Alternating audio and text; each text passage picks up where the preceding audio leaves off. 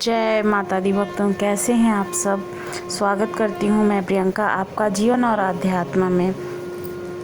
आज मैं आप लोगों के लिए जानकारी लेके आई हूं कि कन्या पूजन क्यों करना चाहिए, क्यों नहीं करना चाहिए, किस विधि से करना चाहिए और कन्या पूजन की परंपरा जो है ना वो कब से शुरू हुई है। तो ये सारी जानकारी मैं आपको इस वीडियो में दूंगी। वीडियो आपको अच्छी लगेगी तो आप लोग चैनल को ज़रूर सब्सक्राइब कीजिएगा। तो कन्या पूजन नवरात्रि के हर दिनों में किया जाता है। माता रानी की कृपा होती है अगर हम हर दिन कन्या पूजन करते हैं तो, लेकिन तो हर दिन नहीं कर सकते हैं। वे महाअष्टमी और महानवमी के दिन कन्या पूजन करते हैं। कन्या पूजन का विधान है इसी दिन करने का। और जो है कहते हैं कि कन्या पूजन करने से माँ दुर्गा अपने भक्तों की सभी इच्छाएं पूरी करती हैं और उन्हें वरदान भी देती हैं। हमारी चैत्र नवरात्रि अब समापन की ओर है, यानी कि समाप्त होने वाली है। इन 9 दिनों में माँ दुर्गा के 9 रूपों की पूजा की जाती है।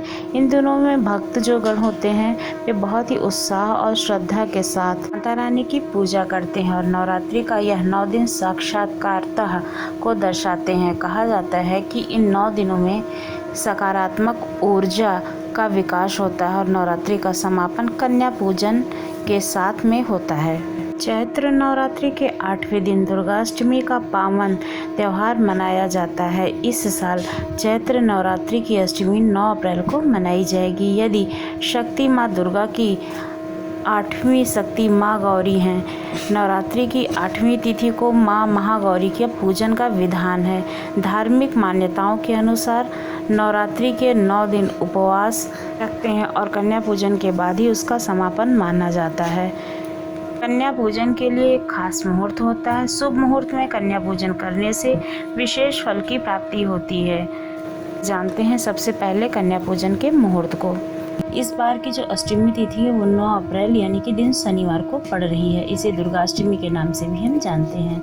अष्टमी तिथि की शुरुआत 8 अप्रैल को रात 11:05 से हो रही है और इसका जो समापन है वो 9 अप्रैल की देर रात 1:23 पर होगा। अष्टमी का शुभ मुहूर्त 11:58 से 12:48 तक का रहेगा। इस शुभ मुहूर्त में कन्या पूजन करना अत्यंत शुभ माना जाएगा। कन्या पूजन के समय सबसे पहले अष्टमी के दिन सुबह उठकर स्नान आदि करना है। स्नान के बाद सबसे पहले भगवान गणेश और महागौरी की पूजा करनी है। कन्या पूजन के लिए 2 साल से लेकर 10 साल तक की कन्याएं और एक बालक को घर में बुलाएं।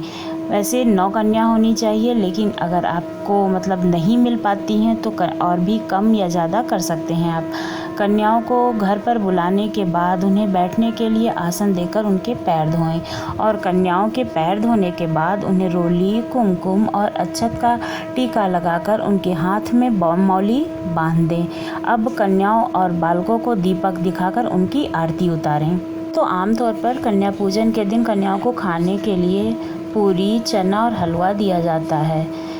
भोजन के बाद कन्याओं को यथाशक्ति भेंट और उपहार देकर उनके पैर भी हमें अवश्य छूने चाहिए। नवरात्रि के दौरान कन्या पूजन में 9 कन्याओं का पूजन उत्तम माना जाता है। हालांकि नवरात्र के हर एक दिन कन्या की पूजा करके 9 कन्याओं का पूजन कर फल प्राप्त कर सकते हैं। ना संभव हो तो कम से कम 2 कन्याओं को रोज़ भोजन कराएं और कन्याओं के साथ एक बालक को भी भोजन कराना चाहिए। बालक को बटुक, भैरव और लांगुरा के रूप में पूजा जाता है। देवी की सेवा के लिए भगवान शिव ने हर शक्तिपीठ के साथ एक एक भैरव को रखा हुआ है, इसलिए देवी के साथ इनकी पूजा भी जरूरी होती है।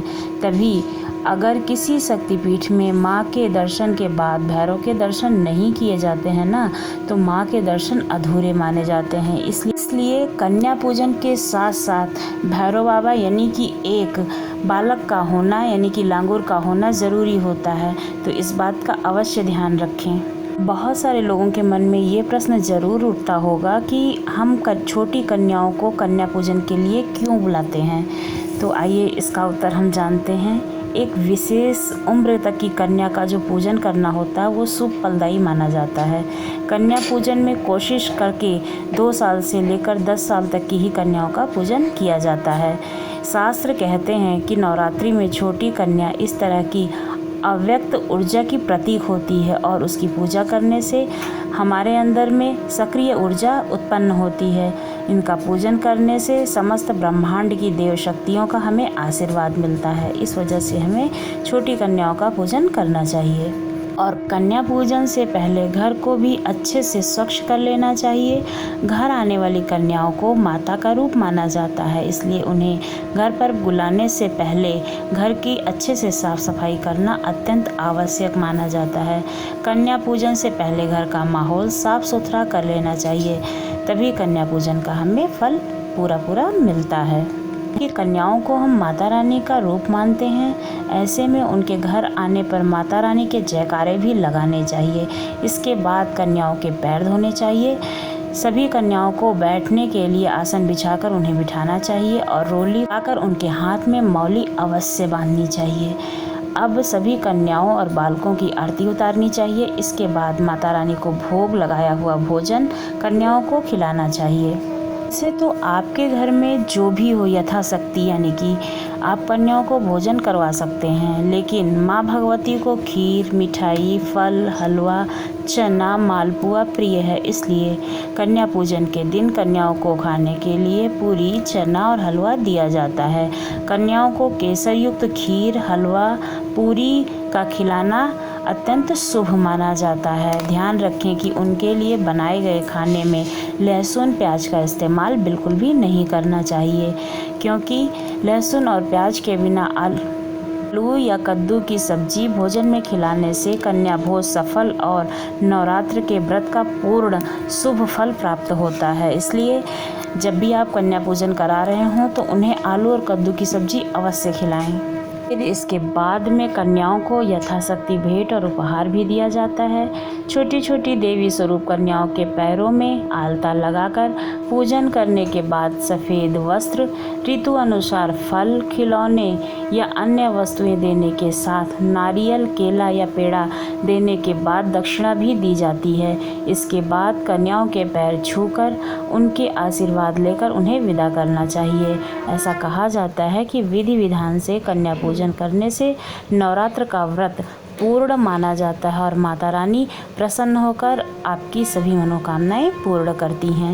ये जानते हैं कि कन्या पूजन का जो प्रारंभ है वो कब से शुरू हुआ।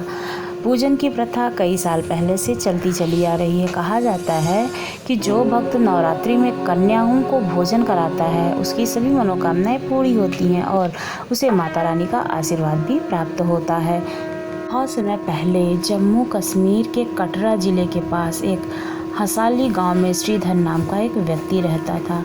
वह एक पंडित था जो माँ दुर्गा का बहुत बड़ा भक्त था और अक्सर उनकी पूजा में लीन रहा करता था। श्रीधर की एक भी संतान नहीं थी, जिसकी वजह से वह काफ़ी दुखी रहा करता था। एक दिन उसने नवरात्रि का व्रत किया और कन्या पूजन के लिए कन्याओं को आमंत्रित किया।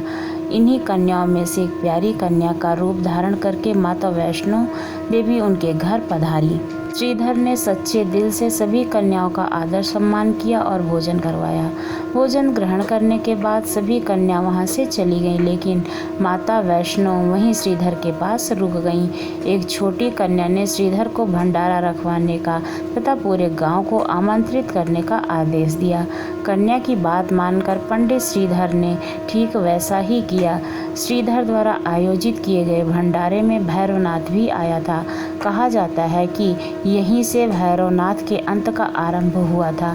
यह भंडारा रखवाकर श्रीधर को संतान प्राप्ति हुई। तब से लेकर आज तक नवरात्रि के समय में कन्या पूजन का विधि विधान है। आपको ये जानकारी कैसी लगी ज़रूर बताइए। अच्छी लगी हो तो चैनल को सब्सक्राइब कीजिए। धन्यवाद।